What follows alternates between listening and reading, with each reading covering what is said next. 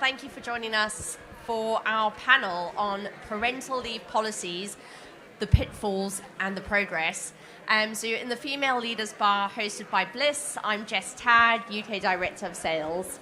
Can I hand over to you guys just to introduce yourselves?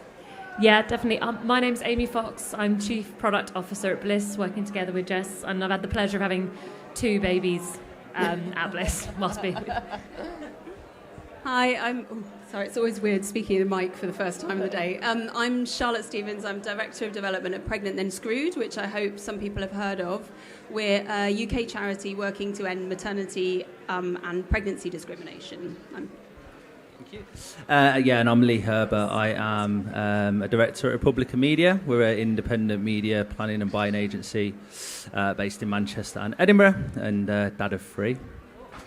I should add, I'm the mother of a little 2-year-old monster at home also. So yeah, there's... Mother of 5-year-old. Yeah. I'll share with her. So great, thanks so much for joining us for this panel today. So we're going to cover off a few themes. So the first one being the big return to work. So the challenges of reintegration, career progression, post-leave, emotional, mental impact. All of these things we're going to try and pack into this panel. The cultural and systemic barriers, so workplace bias, flex working policies, and what's really holding working parents back today. And then finally, what are the solutions and change that we're seeing in the industry today? So Amy and Leigh, I'm going to start with you both. How do your companies approach parental leave and flexible working? Yeah, shall I start? Yeah, cool. So we've, I'd say for the last 2 years now, been on a bit of a journey ourselves. And because I think up until about 2 years ago was our first agency baby. And since then we've had 5, I think, with a 6th on its way. So it's all kind of happened very quickly since then. And we were probably a bit underprepared as we headed into that first pregnancy. And it was actually, I was at a UpNorth event and they presented their maternity playbook.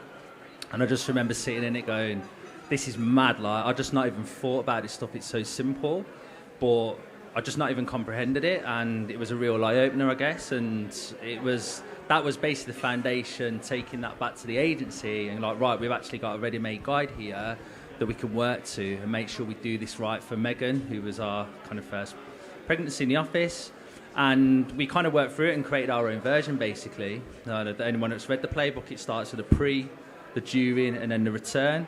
And effectively just created our own version based on our business. I think the return bit is a part that people often overlook also. Yeah. So it's really important. It's amazing that guide even exists for you to be able to take. Yeah, and I think a big part of it, as well as obviously helping the individual it's affecting, is actually helping anyone that's in line management and has got someone in the team. We're quite a young agency. I think probably less than 10% of us have children, so you've got people I'm managing who don't, and helping them through the process and understanding it and normalising it, and that's been amazing for us. Like we're still learning. We've had a really hands-on person in Megan to kind of guide us through it as well and give feedback real time, and that really is what's kind of now guiding how we do things. That's amazing. I wish we'd had a guide. So things were a bit different for us at Blis. I joined when there was about 10 people in the company about 15 years ago. And we very much learned as we went and built as we went. And I think we got it wrong first before we got it right. We had a couple of people before I had my children who went on maternity leave, and we didn't handle it very well. And we didn't handle, the gap that they left when they were gone. We didn't handle their return well. We had a couple of women that, I know my CEOs sort of not shame but regret, left quite quickly after coming back because they didn't feel very comfortable with it. And the thing that I really love about working at Blis and I love about the CEO is he took it really, really personally. He took it really seriously, and it really upset him that had happened. And now I think whatever the reasons were, we kind of learned from it, and we said we need to make sure we're more careful, we need to look after people, we need to be conscious of how hard it is to be away, how vulnerable you are as a woman or a man ducking out of work for up to a year and having to come back in and feeling imposter syndrome and all these sort of things. I had a really positive experience. I was promoted when I was 8 months pregnant, about to leave. and it was really publicly done in front of the company. And I think it was a big part of him trying to not make a case study, but make a really big statement of we're going to change things here, and we're going to change the narrative and make it a bit better. So we didn't have a playbook. We kind of winged it, but I wish we had one, because we definitely got it wrong before we got it right. But I think we're a lot better now than we were before. Yeah, and I think just on that, it's really important that companies do keep listening and keep adapting. And like I said, it's often the return to work that is the hardest, because someone's been away for a year and you're a different person when you come back, right? And when the person comes back, they want to just turn up with a coffee and kind of be told what to do for those next few weeks, So it's really good to hear that these guides exist. I think that's really important. And I remember kind of so Hannah and Megan, them both coming back, sitting down and just having an honest discussion. Like, it was like, how do you want this to go? Like, hard or easy? Do you want to be thrown straight back into it? Or should we just take it week by week? And we've had different answers for that from each of the people that have been away and had babies and come back. So we're just asking that question at the very start of the return. Before it kind of comes, if you can, kit days, etc. That's just invaluable, and be led by that. And those kit days, also making sure that people are just updating you on the really small admin things that happened whilst you're off, because people forget to update you when you're back. So another one. So how did you prepare for maternity/paternity leave while leading a team, and what was the biggest challenge in stepping away?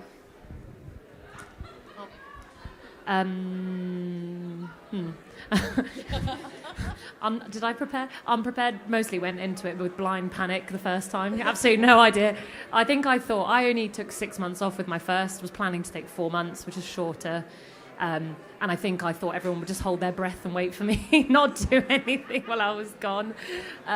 It wasn't great. I lost a couple of people in my team when I was gone because they struggled with out the support and the structure, and I regret not helping put a bit more of a structure in place. So actually I don't know if I prepared very well the first time. The second time was a bit better. We were a bit bigger, had more people, were able to put a bit more structure in.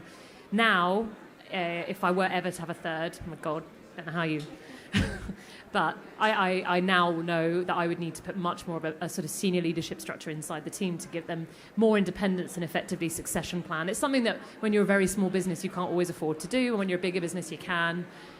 So we're more fortunate now. We've got more structure, more people. So actually we would be able to absorb somebody going and coming back better. But it wasn't always that easy. I guess, I'm coming at it more from the employer's perspective, if you like. I've not been through it, but I think it's a nerve-wracking time, right? There's this uncertainty about what's about to come with having a kid, unless it's your second and third, but it's still trepidation. And there's also this, most of the people that we've had go off on mat leave have been in more senior positions. So then there's that nervousness about, they're all ambitious.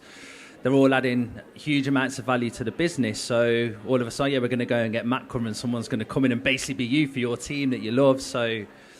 fortunately, there were all the conversation I have, they're really open about those feelings and how it is. So we've just found keeping them really close to the process. In some instances, being involved in who's going to be the, interviewing for the mat cover role, be part of that decision making. If you want to, you don't have to. You might find it really weird, but if you want to be, and kind of that helps put your mind at rest or whatever it is, then kind of come and do it.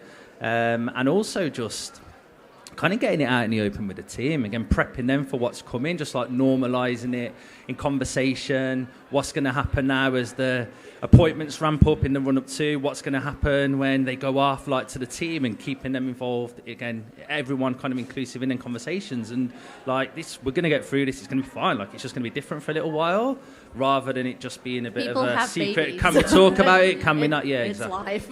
If I can chip in, it's a cultural thing. It starts way before anybody comes in and announces to their line manager that they're having a baby. It's it should never be a surprise to a manager that someone's having a baby, whether they're the birthing partner or not, because people have babies, guys. It happens. It's been happening since the dawn of time. So, I think what you're saying about normalizing it and making it something that is just part of running a business, and that includes costing it in. It includes creating structures and systems in your management structures, all those kind of things that work. And I think I had a similar experience. I was working for a very small organisation when I went on maternity leave. And there was no maternity cover. Like, this was before I worked at Pregnant and Screwed. Right now, I'd be much more assertive. I had no idea that maternity cover, like, was paid for by the government. I thought, I can't possibly ask for them to bring someone in because it will cost the organisation money. But, there was no planning for it. There are things you can do as a very small organisation to plan for it within the structure of your business. So. Thank you, amazing. So what strategies helped you transition back into work? Amy, this one's for you. What strategies helped you transition back into work? And is there anything you would do differently the next time? Well, I've had two very different experiences. My first was before COVID, I only did 6 months, and then I came back 5 days a week, just on January the 1st, and just hit the ground running. And it was quite intense. And the second time was post-COVID, so of course I came back to a really different environment of sort of online, really different. So personally, I really liked the Bandage rip off 5 days a week. Now, a lot of people might not like that, and we're all very different. But for me, it was like deep shock immersion in cold water, but it threw me back to what I loved and wanted. And I personally, the company spoke to me about a build-up, to come back 3 days, come back 2 days. And I think it's really, really important that is offered and spoken to, because there are some people that I know who are very similar to me at work, but who needed that and needed like a ladder to get back in, to just get used to it and give themselves some time. I'm different. I wanted to just go one way to the extreme, because it was easier for me to switch rather than to do the half and half. And I think that kind of structure of saying to people, at the moment it works at Blis, but it only works because you can accrue holiday and then you can kind of manage it yourself. And I've had people work for me come back and said, well, I've accrued 52 days holiday, so I'm going to use it to come back 3 days a week, sort of semi. But actually that's kind of sacrificing your holiday to do that, not because the company's allowing you to do it, you're kind of choosing. And so I think that kind of thinking about returning to work and saying it is a shock, because you really forget when you're on mat leave, whether you're a man or woman, whatever it is, you just go into a completely different world. It's like being underwater, and then you come back in and you're like, Jesus Christ, this is going to be. So depending on what you need, I think there needs to be a conversation beforehand, but also that at the time you might change your mind about what you want, and then there needs to be a bit of flexibility about that, I think. Sorry, I'm chipping in, and they're not my questions. No, this is great. What was I going to say? It was, it was just about treating people as individuals. That was the main thing. So that, as I said, it's like normalising it, but also seeing this as a management, not even a management challenge, but like a management task, like any other is. And I think that's really important. So. It's so important, just like being kind to yourself also when you go back, and recognising that it's probably you, that you're the one putting the pressure on yourself also. So Charlotte, just a few questions for you. So Pregnant and Screwed has done extensive work highlighting workplace discrimination. I would hate to hear it, but could you talk through some of the most common issues that you see? Sure. Yeah, I think the first thing to say is to make it clear how endemic this issue is. So I think it's 71%, that's the most up-to-date data that we have. 71% of women have faced discrimination or ill treatment solely as a result of being a mother or being pregnant or experiencing pregnancy. And so that means that basically if you think it's happening, then it probably is. So just a bit of a shout out to anybody who's a manager and anybody who, may or has been pregnant, trust your instincts, because if it feels unfair, then, statistically that may well be what's happening. The things that we see at Pregnant and Screwed, we have a support service, an advice line that, supports thousands of women every year. And we also have an employment tribunal mentor program, which is very much the extreme end. And most women choose not to take legal action because it's just so inaccessible and traumatic and expensive. But the things we see are just across the board. So right from even before someone gets pregnant, women experience discrimination because they might be perceived by managers or decision makers in a business as a risk of being pregnant. So even when you're applying for a job as a, appearing as a childbearing age woman, that can be something that discriminates, that you've experienced discrimination around. There are issues around pregnancy, fertility treatment, not being understood in the workplace, pregnancy loss, is a massive social taboo, and that extends to the workplace. So we see lots of issues around that. We see issues around the return of mothers to work, and I think it's worth noting that whilst the first year after returning with a small baby, there can be some really acute risks around that, particularly with regard to mothers, mental health and adjusting to what is like one of the most profound changes that a human can experience in terms of life changes, physically, mentally, socially, economically, everything.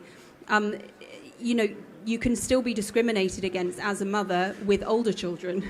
Pregnant Then Screwed supports those women too. So when you get to nursery age, childcare is a bloody nightmare, as I'm sure lots of people in this audience know. And even when kids get older, they still need you, and you're still parenting. And just like anybody who has caring responsibilities, that should be respected, and that shouldn't be something you're discriminated for. Is that helpful? I'm just like everything. No. Everything. All those kind of common issues. It's really sad to hear that it just happens so frequently. And I mean, that's a shocking stat that you said. It really is. And we have a stunt that I'm not allowed to talk about, a campaign stunt being launched tomorrow. So please do look out for it. But it's embargoed until then. But we had the ECHR found about 10 years ago that 54,000 women a year were leaving their jobs simply because of having a baby. And I say leaving their jobs, were losing their jobs or leaving their jobs, being pushed out of their jobs. That number has gone up significantly, and that stat's being launched tomorrow. So, if you want to be depressed, then have a look at that. This is a little bit depressing. I'm really sorry. Quite an uplifting. But I mean, look, it's the facts, and that's why panels like this are so important, that it kind of just, we're all aware of it. And kind of to dive a little bit deeper into this, so you have worked with many parents who have faced discrimination themselves. Are there any examples that you care to share with us today that were maybe perhaps the most shocking that you've come across? Yeah, I mean, it's mad, like how many examples there are. I think, so Jolie Brearley, who's our founder, and our director till Friday. Friday's her last day, which is really sad, but also exciting. She, her example, like what caused her to found Pregnant Then Screwed was basically with her first pregnancy, she announced to her manager that she was pregnant, and then the next day was sacked by voicemail. It's absolutely insane. And she was told by a lawyer that she had a claim in the Employment Tribunal and would probably win, but she was having a high-risk pregnancy and basically had to decide between, going through an incredibly stressful experience pursuing a claim or the health of her unborn baby. So, you know what she did. And instead she founded Pregnant Then Screwed. So, well so done. There we go. But that's one really appalling example. But we hear all sorts of terrible things, really awful things. We had a report out last year that was about women telling their managers that they're pregnant and being advised to get rid of the baby, for example. Being told explicitly that if that's a mistake. If you want to advance in your career, you shouldn't be a parent. And how normal that is in so many workplaces, and how many people, women included, don't think that that's an inappropriate or illegal thing to say. We hear all sorts of horror shocking. stories. Yeah. Is it? I don't know if I can ask this, but is it particular industries that you see more of that? Or I don't have data on that, but I think it's fair to say that it's all over the place. We've done specific campaigns around some particular organisations. Media and journalism is really tough. I think the finance sector, the city is a really tricky place to be, I think, as a woman, even without children. But yeah, I'm sure that there is a difference, but I think generally it's all pretty hard. It's absolutely shocking. So your organisation has successfully lobbied for legislative changes. What should businesses be proactively doing beyond the legal requirements? I feel like this is a positive step. What more can they be doing? Yeah. Well, I think being proactive, coming along to stuff like this, that's a good first step, And I think, your example, we were chatting beforehand about how, this was something that happened. One of your members of staff for the first time was pregnant, and you rose to the challenge and you really were proactive about how we're going to do this, because there's a wealth of information out there from Pregnant Then Screwed, but lots of other organisations as well. And so I think that's like number one, go out there and find out what you need to be doing and then integrate it into your business. I think the other point that I would make is, don't be under the illusion that when someone returns from maternity leave, then it's job done, that's ticked off the list. Because actually, it's often, in the years beyond maternity leave that, first of all, a woman's mental and a man's mental health can still be really impacted. You never know the inside of someone's personal life. You don't know about, for example, necessarily if the person is dealing with additional caring responsibility, children with special educational needs. That's something that can emerge as a child gets older. So stay on top of it. It should be something that's absolutely mainstreamed in all your management relationships and activities. And I think the other thing is, we were talking as well about parenting out loud is really important, and leaders in organisations, whether that's leaders in the hierarchy or cultural leaders in an organisation. If you're a parent, parent out loud. Put the school run in your diary. Let people see that. Be open about leaving early so you get to put your kids to bed. All these things, especially men. It's so important that men do this. And it's good to see some men listening today as well. When I speak at events, it tends to be mainly women.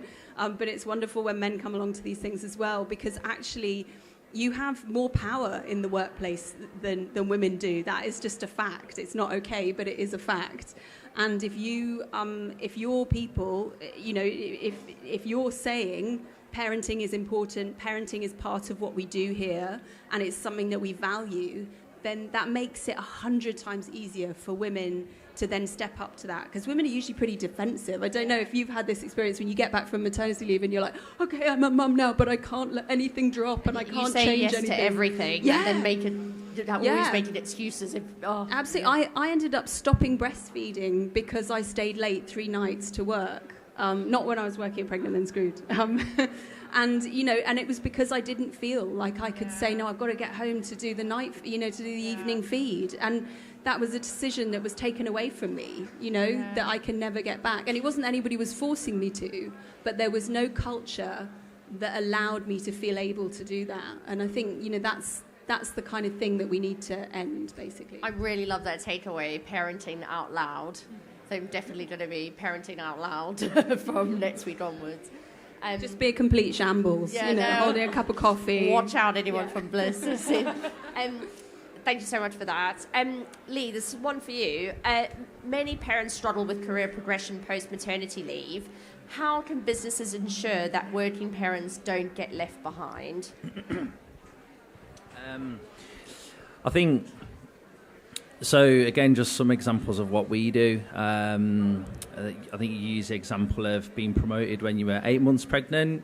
I think Megan, who again was our first mom, she was not quite, almost very close to being promoted when she went away. So we promoted her. I think she was 6 months still on mat leave. We promoted her to account director, I think it was at the time.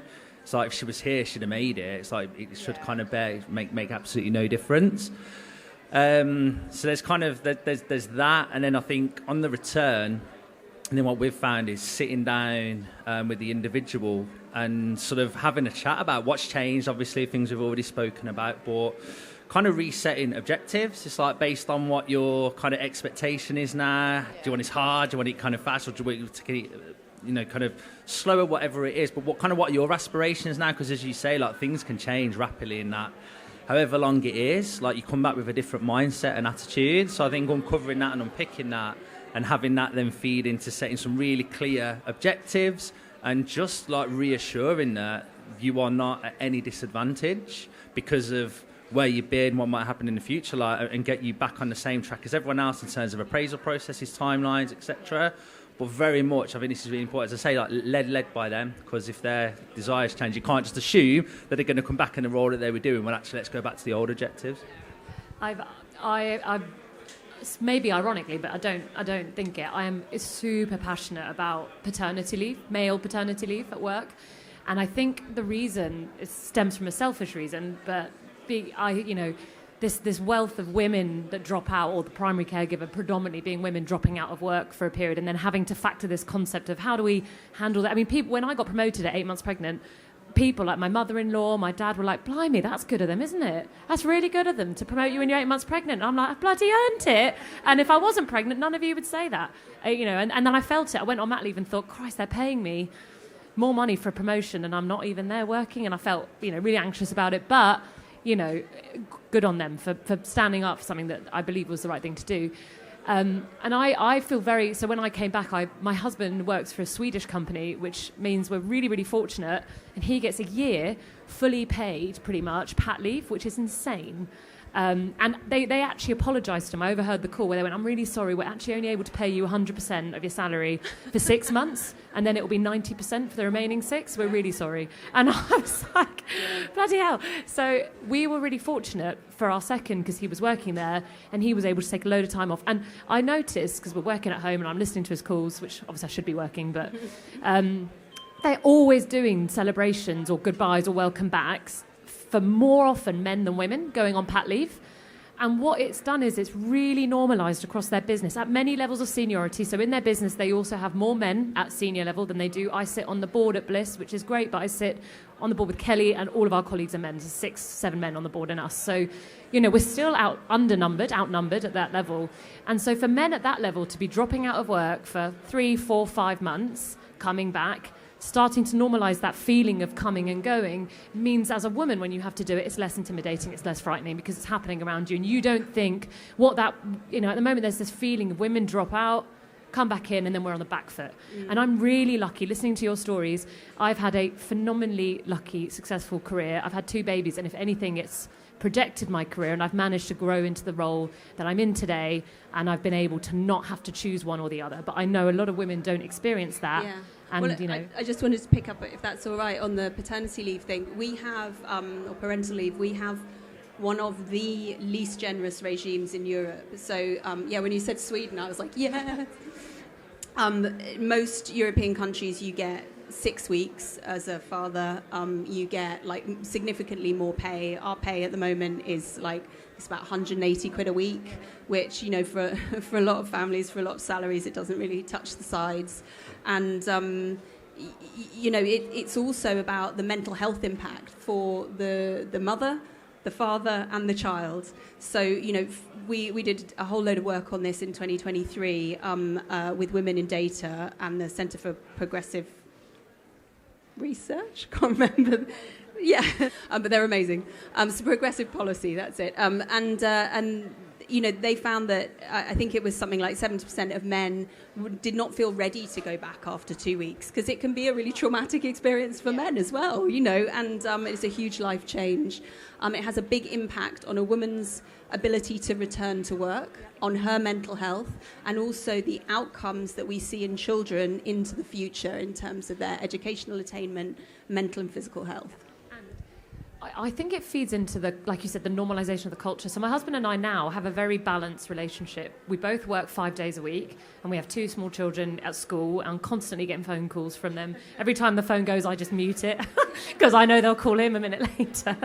But there's a real 50-50, genuinely. Some days my work takes precedence, some days his does. We just judge it based on feel. And there is not an innate, it's on me to take that first step. And I believe the policies, so Blis have a paternity policy which is equal, so we do equal pay for women and men, and I'm really proud of that because I think it's a great step forward. So we have a load of men at really senior levels actually now dropping out of work to have babies, and it's starting to feel more normal and natural, and I'm really happy about that. And I think it kind of sets the tone at the beginning that, you know, men and women, everyone wants to be given the best chance to be the best parent they can, and then being the best at work that they can. And let's try and be as balanced as we can so people can choose what roles they want to play. Some women want to be breadwinners, some men want to be breadwinners.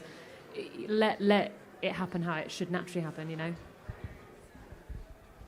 I think it's also just made men realise how hard it is going back after, you know, being away. So it's so important. So on to flexible working. So this is one for all of you. What role does flexible working play in supporting parents, and do you think companies are doing enough? This has been quite a big theme today. Yeah, I mean, I like extremely important. I think kind of coming back to some of the points again that were mentioned before, the normalisation. Like I very specifically will kind of, if you know, the other day, for example, my wife had an appointment come up that she couldn't change. She was due to pick the kids up from footy camp in half term. So she's like, "Can you get them at 4?" I was like, well, "Yeah, that's fine." She's like, "I will say that out loud. Right, I've got to go and get the kids." It's like it's no thing, do you know what I mean? And if any one of you had to do the same, that's going to absolutely be totally fine. So I think that's super important, and sort of that degree of flexibility, that understanding that things change. So we have a kind of, like a lot of companies, a 3-day in office, take your pick, etc., etc. The reality is, when you're a parent, particularly when you're a sort of a new parent, that you know, it needs to be even more flexible than that. You don't know what's going to happen. There's the dreaded call from, like, I dread if the school call me. I'm like, shit, you know what it means. Like, one of you needs to come and get them. But it's just like, it happens. There's nothing you can do about that. They're always going to have to take precedence. So understanding, and then again, I think this is really important, making sure that the teams get that as well, and the sort of the agency understands that Megan or Hannah or Lucia or whoever it is, they might need to have a little bit more time out than the rest of you. And like, that's not favoritism, that's just the reality, it's practical. Yeah. And like, it's okay, and that would be the same for you if you're in a sort of a similar situation, a similar position. And I think we also, you know, kind of when we... the point about the return, it's like things might change, and you know, kind of the hours that you're on before, 5 full days, is that going to work for you now? And so again, to use a sort of a recent example internally, Megan, she came back, does a 9-day fortnight instead. So it's like a really great way for her. Every second Friday off, gets spent with Ayla. She loses like 3% of salary, that's it, but for a kind of a whole day in every 2 weeks, which has a huge impact for her. So kind of being open to those discussions. So we'll just sit down, have a conversation, and generally find a way to make it work for the business, but ultimately for them as well.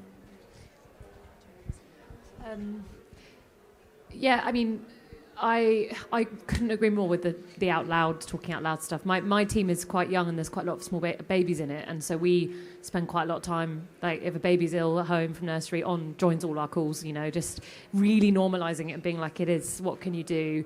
And what I've noticed is, because I'm very, very open about my children appear on calls all the time, and I don't do anything about it. I let them, and then I try and remove them.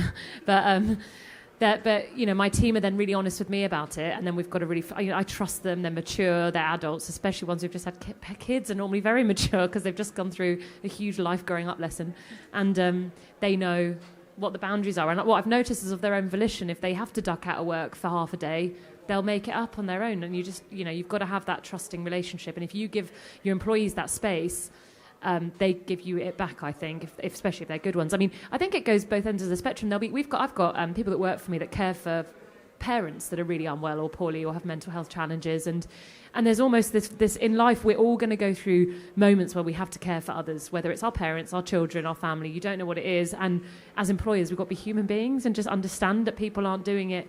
If you could choose, you would choose 9 to 5, but children don't work like that. So it's just about being reasonable and understanding, I think. Yeah, I mean, Pregnant and Screwed, you know, we're one of the preeminent voices of working mothers in the UK. We've had tremendous success in our campaigning. We're a very effective organisation. We are completely remote.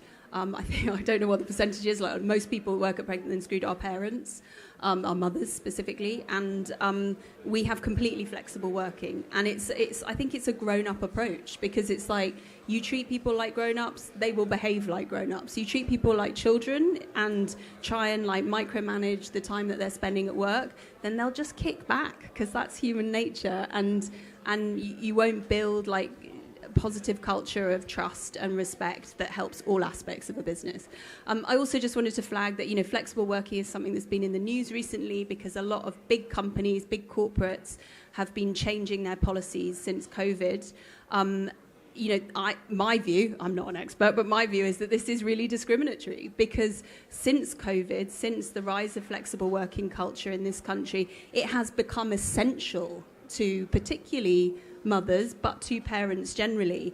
And if a company just tries to change that, all of a sudden, I know for me, my whole life is managed around the fact that I can be flexible about school pickups and things like that, from the house that we decided to buy to, the kind of time I have to exercise. It's like all those kind of things. So if you are somebody who's a decision maker in a business and are considering reviewing your flexible working policy, you need to do some really meaningful consultation, because otherwise you're just going to lose all your parents, and you're going to end up with a really kind of unpleasant culture, I think, in the end. Yeah, really well said. So we are coming to the end of this panel. It's been an absolute pleasure. I've got one last question for all of you.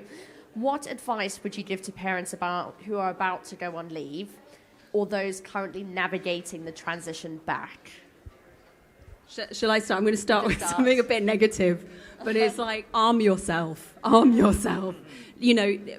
out what your rights are, because you don't know if the people in your organisation know what your rights are, or have an interest in upholding them.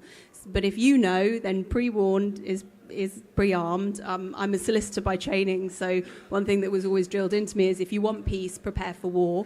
So, if you know what your rights are, it's not an aggressive thing to know what your rights are. It just means you can go into the conversation informed, and you go into the process, the conversation informed, knowing what you should expect, the kind of level of respect and entitlement that you can expect. And I think that's probably the most important thing. Also, remember... Can I just ask on that? Yeah. Do you have any advice for sources to find out more information on that? I mean, Pregnant and Screwed, I suppose, is a good start. Pregnant and Screwed is one place to start. There's, Pregnant and Screwed's Instagram page is probably a really good place to start. But there are other amazing organisations out there, like Working Families, Maternity Action. There are ones that deal with specific, types of circumstances, like Gingerbread works with single-parent families.